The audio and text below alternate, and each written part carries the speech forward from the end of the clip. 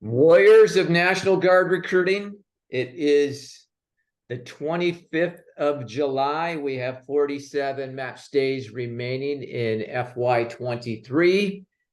And today we have the great pleasure to have Command Sergeant Major Abbate from New York with us to talk about his career and his thoughts on recruiting. And we got like 10 of these to go. So we're going to try to have a good one, Sergeant Major. And what I'd like to start off with is just for the many people that don't know, if you can just give me a brief, your National Guard recruiting story, and how you got from where you started to be the CSM of the great New York Recruiting Battalion. Thank you, CSM. It's a pleasure. Thank you for the opportunity, and most of all, thank you for everything you've done for the National Guard as a whole, and what you still continue to do for the organization as a whole. It's an honor to meet you this way today. So again, Command Sergeant Major Anthony Abbate from the great state of New York.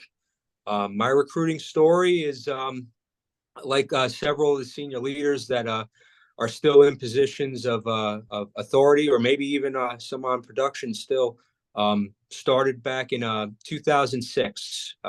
April 1st, 2006, I was hired to be a global war on terrorism GWAT recruiter. And they were doing everything possible back then to get as many people in the fight to recruit for the National Guard. And my career, along with some of my battle buddies that I still work with today, we're still grinding out here. Started in Orangeburg, New York, which is actually where I enlisted out of. Although I lived in the Bronx at the time, I enlisted out of Orangeburg, New York, and got to serve with the same unit, 442 Military Police Company, during 9/11, as well as deploying with that unit before I got onto recruiting duty. And I had a lot of different opportunities while in recruiting. Started in Orangeburg, like I said, was then transferred down to the city, where I recruited in places like Harlem and Midtown Manhattan, the Bronx, and culminated with a career as a section chief, first sergeant, and obviously what I do today, serving as the Command Sergeant Major for the New York Army National Guard's Recruiting Retention Battalion. So that sounds like about a little over 17 years in the battalion. So that's a minute. Well, that's really a good spot to start is when you start recruiting, way back in 2006, did you think that you could get to this spot? Not only did I not think it, it didn't even occur to me, CSM. It really didn't. One of the things that I've always done, as even before I was in the military, I never worried about what was going to happen next. I always just tried to focus on what today was and prepare for tomorrow. The fact that I've gotten here is a testament to previous leadership before me, and working with the soldiers and leaders that I currently work with, and stealing from them and them making me better at what I do personally and professionally. It wasn't even a goal. I just wanted to do a good job, because I really still do to this day, very much as the first day I enlisted, believe in our organization and what it is to recruit somebody into the Army National Guard. So that was really all I ever focused on. Well, I think it's interesting because I've tried to pin down, master sergeants and up. Like, well, when did you decide you were going to have a career in recruiting? No one can really say. It is try to do a good job, kind of figured out recruiting, liked it, liked the people, and here I am, Yeah. And that master sergeant benchmark is the real benchmark of getting to that. And probably our newer recruiters are not thinking, well, that's an opportunity for me, you know? And Yeah, I, maybe in the act, especially there are a lot of recruiters out there that are way smarter than I am. So maybe some of them in the abstract, but yeah, I don't think that's what you agree with you. I don't think that's what you go into saying, I'm going to be the CSM coming in as either a Sergeant E5 or a staff sergeant. Kind of timing is a lot of it, and being consistent. But yeah, I agree. Master sergeants where it's like you're fully invested in that next step. And if the opportunity presents itself and it makes sense for the organization in which you serve, it could happen. But again, it's timing is a big part of it as well. well, with that mindset of just trying to do a good job, I think there's a lot of value in that. Something that our young soldiers and people been down the trail a little bit, like where you're at right now, trying to do a good job of where you're at right now. And I doubt that you're any different than any other soldier, having doubts along the way. Is this really for you? So how did you get to those benchmarks where you had the opportunity to be promoted, of having all the challenges that happen in recruiting to everybody? There's so many different things. I mean, we know that I think anybody that either leads in this organization or serves in the organization, especially in our CMF, the 79 Tango CMF, knows that positivity and anything good that happens takes deliberateness. It takes effort. It takes a constant focus and a plan and execution at extra hours. Whereas the negative side of what we do and what happens in our CMF happens immediately. I really never wanted to let anybody down. When I came into recruiting, I had family members similar to you that were already either in recruiting or flirted with some ADOS time in recruiting. And, I was wanting to start a family. I was looking to go become an NYPD police officer, and, financially it didn't make sense. And, there was a lot of different things going on. And, I was very passionate about the Guard even before recruiting.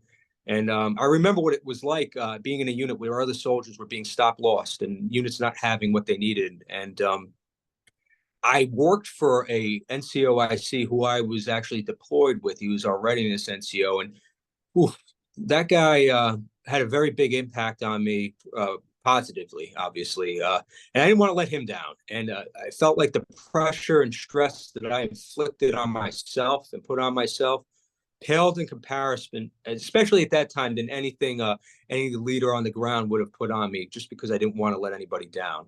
And the second thing is, it was great for me, the experiences I had, during such a tumultuous time in our history, after, during 9/11, after 9/11, Afghanistan, Iraq, even as a young soldier and as a young NCO, I knew that it could be worse. As long as nothing's exploding and nobody's dying, we can figure it out. And even if, God forbid, that happens, we'll get there, because it's a team effort. It's not a one-man sport. So those were the two things I really focused on beginning to help me to mold me. And obviously, I had great leaders. I had some not so great leaders, and I learned plenty from them too on if I ever got the opportunity, what I wouldn't do. But obviously, when you're in the moment, you're kind of just taking notes. You don't know how those experiences are going to mold you later on. You just know that they impacted you. You just, you go back to it on a situation where even today I'm dealing with stuff, even before this meeting, where things that have happened in the past have helped me make decisions on how to move forward, whether it's a soldier care issue or something that's just day to day. Well, that's an interesting point that you make, because I think it's very true. And we don't cover it in our leadership education of how you identify the things that you don't want to do when you get the opportunity. Right. And I think we all get shaped in that. Like when I get my chance, I know that I may not know what I want to do, but I'm pretty sure what I'm not going to do. And I think that is useful for the recruiters listening. It's like, maybe you don't like your boss right now. Maybe you don't, or maybe you think their ideas are bad, but one of the things that you have to do is you got to work with those people. And the way opportunities work in recruiting, you're going to get the opportunity. If you keep on making mission, get off to school and do those things, soon enough, and it seems like these times sooner, you will get your opportunity. So that's just a great point. So having 17 years in the battalion, closer to the end, Yeah. than the beginning, certainly.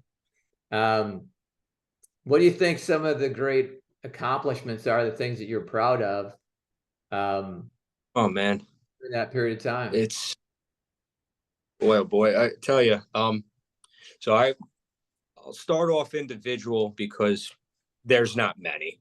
108 sessions in about 6 years of being on the production level recruiter on the street, grinding out.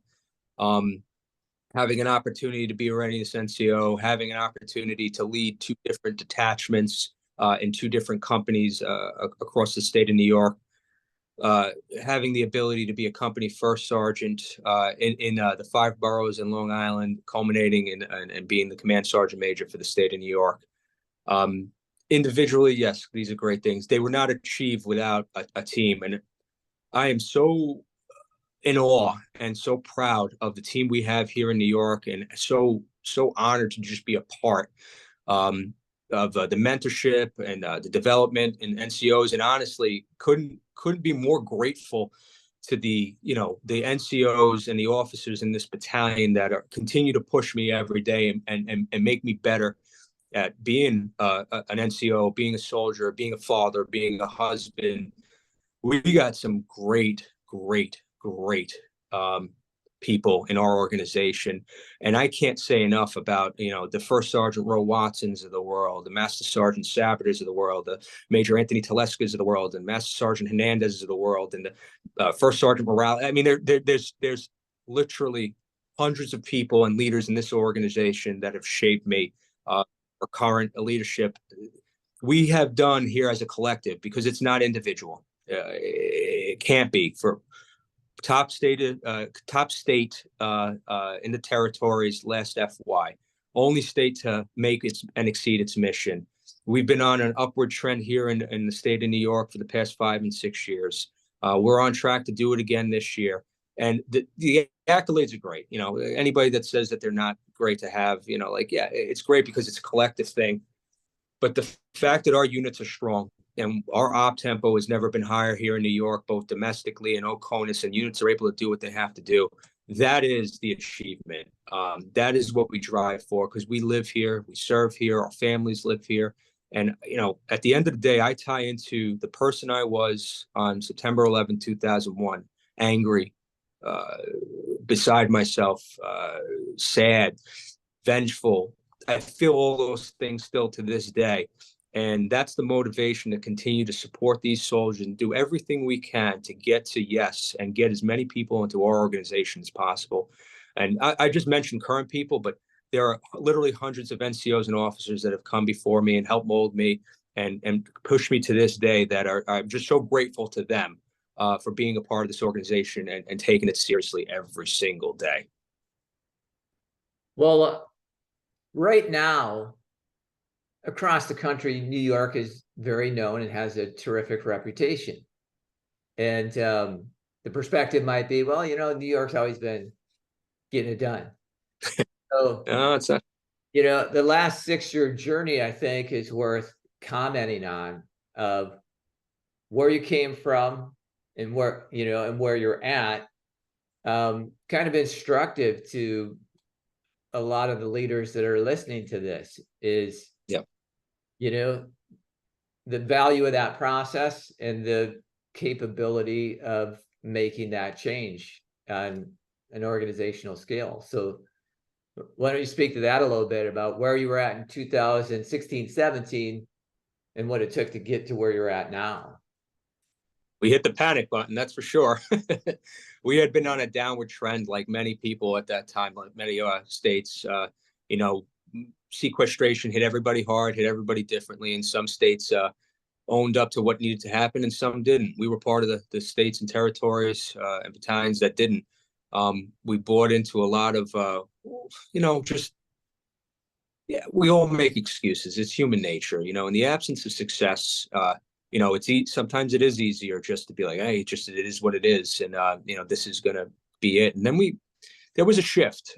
You definitely played a role in that, and helping diagnose a lot of the issues that we were having. We had, leaders in the organization that were not invested in what needed to happen. Status quo was just that, status quo. Like, hey, if we don't upset the apple cart, we'll weather the storm. But then 1 year turned into 2 years, 2 years turned into 3 years. Next thing you know, we're losing E8 allocations. Our force structure is looking like it's going from a large to a medium. Everything's going in the wrong direction. And, I was not really in the position to do anything at the strategic or organization level at that point. I was just about to get promoted to master sergeant, and our current battalion commander, his predecessor, Lieutenant Colonel Heyer, had some ideas, came in here, and nothing was off the table. And it took buy-in. It took buy-in at the NCO, senior NCO level. We had some great officers come in and do things that really had never been done in recruiting, like mission statements and who do we see ourselves as? What do we want to be? What is the goal here? What do we have to do to get after that goal? And it was just kind of shifting from the old way of it being a one-man sport, one-person sport, one-woman sport, and moving into more of a team, not team concept in the sense that we're sharing enlistments, but team concept in the sense that we're sharing severe ownership of what has to happen, because nobody is going to come in here and tell us how to do it better. It's up to us. And me personally, and some of the members that are in positions of authority throughout the state of New York still, collectively in our 3 enlisted straight companies, First Sergeant Buchanan, First Sergeant Morales, First Sergeant Ronell, and their predecessors, we just got tired of being sick and tired and failing. We're proud. We've been attacked twice in the modern era here in New York. We got to figure this out. And that's what we started to do. We stopped making excuses. We started doing the things that we knew how to do well. And the things we didn't do well, we got really good at it. And we stole. A lot of states did help us out. We asked from other states like Ohio at the time, Illinois, Minnesota, who's always grinding out there, to see what they had going on and what we can do to expound upon it. And really, it's just admitting the fact that we're not getting it done, and how we get after that. And then the math just ended up working out. We have 124 recruiters out there, and we went from X amount doing what they had to do to more. And it was a buy-in at the leader level and the recruiter level that we are going to take care of ourselves in a way that it's not about protecting ourselves from anybody. It's about doing what we have to do so we can do more of what we want to do to get there faster and better every single year. And development has played a huge role in that at the section chief level. The section chiefs here in New York just do a fantastic job about that. But to answer your question quickly, 53rd out of 54, that's where we were. Well, and I've had the opportunity to participate and to watch it closely. And the critical thing that, folks, if they're listening and they're struggling and they think when that mission comes, because we're getting mission letters out right now, and if your first reaction is, we've never done this before, or this is not doable, then hit the pause button, especially in the NCO Corps, and say, well, no, this is the mission. What conditions do we have to create in order to make this mission? Right. And especially now, because I do believe a lot of states are going to get that higher mission. Also, yeah, this is an NCO organization, and I think that has been the secret sauce. I'll just make comment on it. I won't ask you to. That I believe the secret sauce in New York, where your best production comes from, is the people part of how Alpha Company operates. They're relentless. And it is a cultural thing that it kind of, people believe the culture will come when we get the performance, right? Coincide. And I think you do have to have performance, but that commitment to culture is something that you were part of, being an Alpha company. And I do think there is some benefit to speaking to that, is the really holding each other accountable and the really taking care of each other culture that exists in Alpha company that is a driver of your battalion. How did that happen? Well, not by accident. If it were that easy, we'd all be doing it at the same time.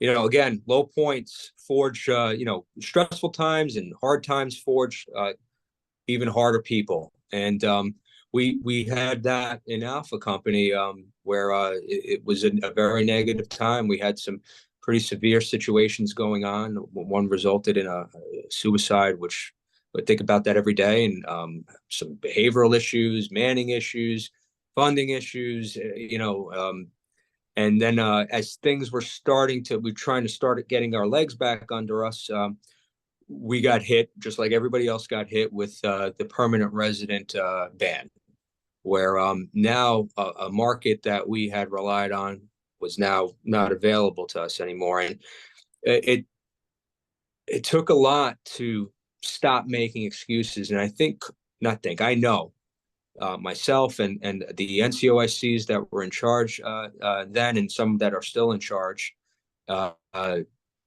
just said that enough is enough. We got to get after it. And whatever we have to do, we started things like apprenticeship training again, new hire training again, getting together, PD meet, any opportunity to get together and look at a problem and come up with solutions is what we started getting after. It wasn't pretty, and it took time.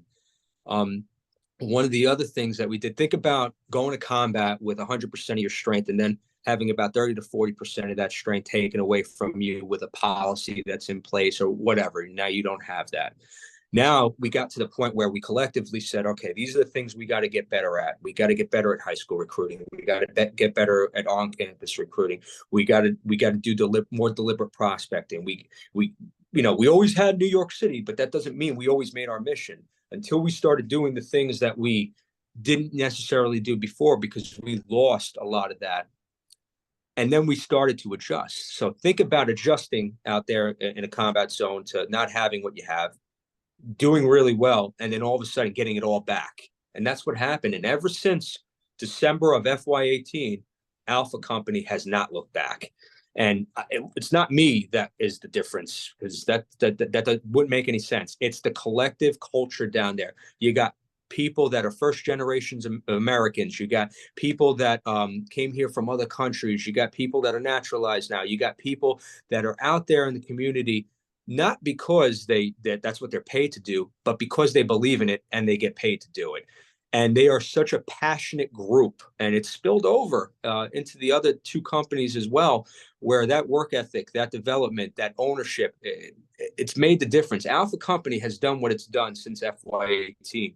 Now the difference of where we are this year, it's our Bravo and Charlie company as well. Alpha company's been driving the train.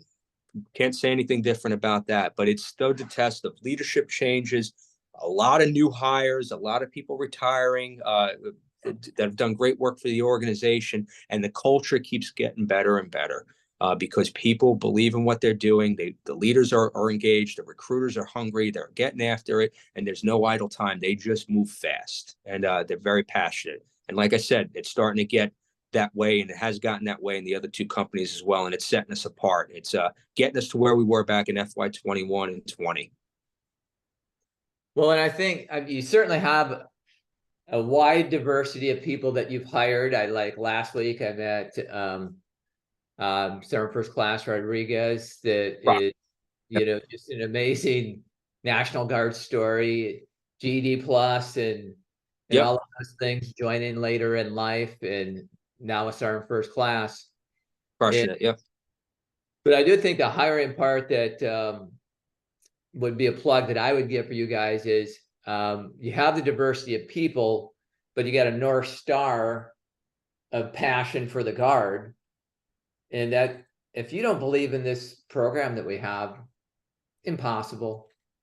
That's where it's at. It's impossible for you to have any longevity as a recruiter if you don't have some passion for this organization.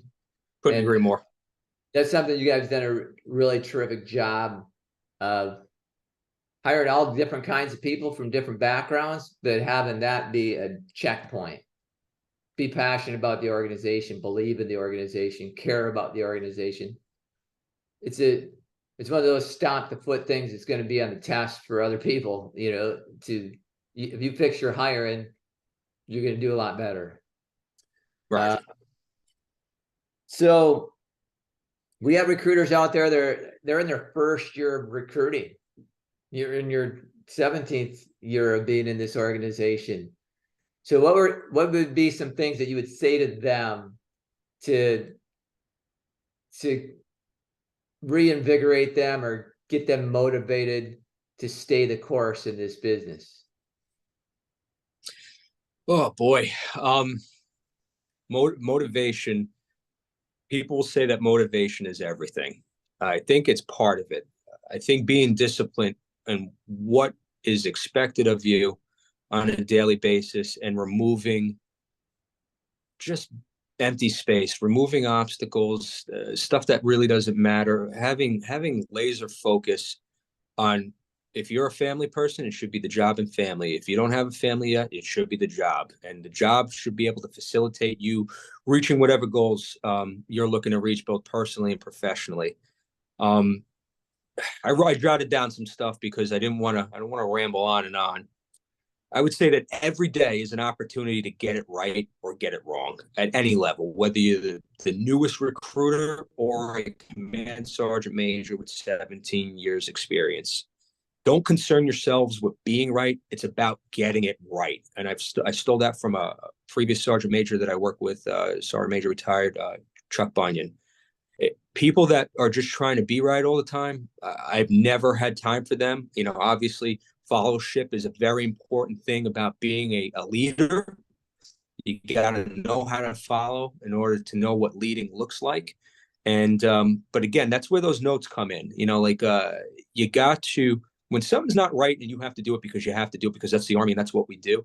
That's not to say that that's how it always has to be done. We do it that way because you have to do it in a respectful manner. We have chain of command, and you know, if we just pick and choose when we want to do things, then this doesn't work. But you know, be self-diagnosing, be self-critical, be self-disciplined. It's easier to change your tactic than it is to try and change somebody else's. So try and be a chameleon. Don't dwell on the peaks and valleys of this job. The highs are going to be extremely high and the lows are going to be low. And when you're at both ends of those spectrums, it feels like you can stay that way forever, whether it's positive or negative. You got to seek out the middle ground because that's the job. It's having the discipline to do the things that need to be done on a day in and day out when you're not crushing it and you're not failing miserably. Because I've done both. Okay. And, you know, at the end of the day, life has a way of balancing out. And it's just us that, and the perception that we have when things are very good and very bad, that we feel like the other's never going to come. You just got to stay the course and do the things deliberately that can yield success. Have laser focus on the 5 to 10 things you can possibly do on a daily basis to be successful in your craft. If you're a leader out there listening to this, which I would hope that there are a bunch listening, continue to be ferocious for your soldiers and your applicants. If you're on production or section, we're all on production, so that shouldn't matter, but be ferocious. But always, always, always do your homework. If you're going to advocate for anyone or anything, you got to be well versed in what you're advocating for, because whoever's going to tell you no either has no idea what they're talking about or they know more than you do. And it shouldn't be the latter. Okay. We could always educate people that don't know anything, but if they know more than you and you're advocating for something, you're never going to gain ground if you don't do your homework. Nobody is going to take care of you better than you, and nobody's going to take care of us better than us. So when we're out there recruiting when we're out there looking for people to come into the organization, the other side of the coin is the people that are on the team. We want them to stay on the team. Everybody out there deserves a second chance until you don't. Your actions or inactions will determine whether or not you get infinite second chances or this is the last one. There are only a very few things that we can do as recruiters as leaders that are going to get us removed from the organization. So don't do those things. Do not sacrifice your position of authority and responsibility out there in these communities. Take a full advantage every day of what you can do to change somebody's life. And if you don't believe what I'm saying, that really is on you, and you have to do a self-assessment. We can't make you believe in something. If we could, we'd do it, and we wouldn't even be having these conversations. You got to do it internally. And sometimes leaders, I don't care how great of a leader you are or how great of a leader you think you are, every day we can gain and lose credibility with our subordinates, with each other, based on what it is we make a decision on. I could have done the right thing for 17 years in a row, and the minute I do something or I make a decision that somebody doesn't like, I may lose credibility. Sometimes that's the job. It's not to be taken personally. Just don't change the way that you do business and make decisions and lead and go out there and recruit in your communities based on taking something personally. It's hard, like, especially when you're getting all those no's. I do truly believe the more people you talk to and the more people that you go out of your way to help and guide and assist and mentor and develop, it's going to come back tenfold. Maybe not in the moment you need it, but it's always when you least expect it, where something breaks your way, when you're really out there grinding hard and working for somebody else, because that's what it's for, in the interest of keeping ourselves and our families safe. Soldiers don't remember how they're treated when things are good. They remember how they're treated when things aren't good. So be consistent. Same thing when you're a recruiter. When things are good, that's easy.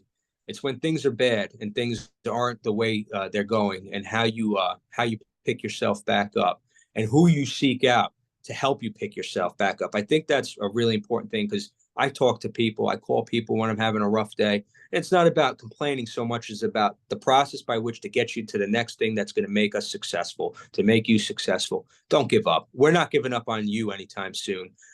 So don't give up on us. You're going to quit on us as a newer recruiter way before we quit on you. All right. If you're having struggles, seek out your leaders.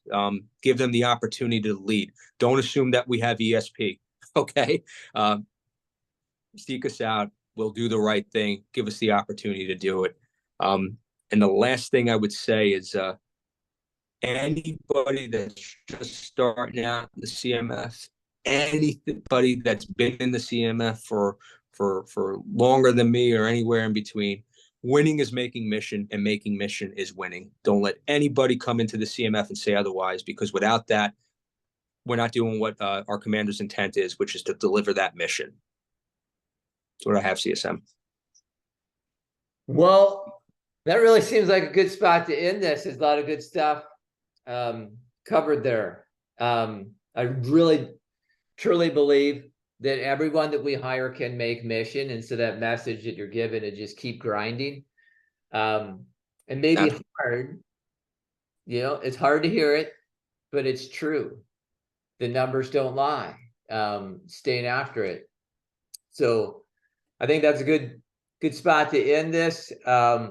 Certainly appreciate all that New York is doing and the example that you guys are setting for the whole country.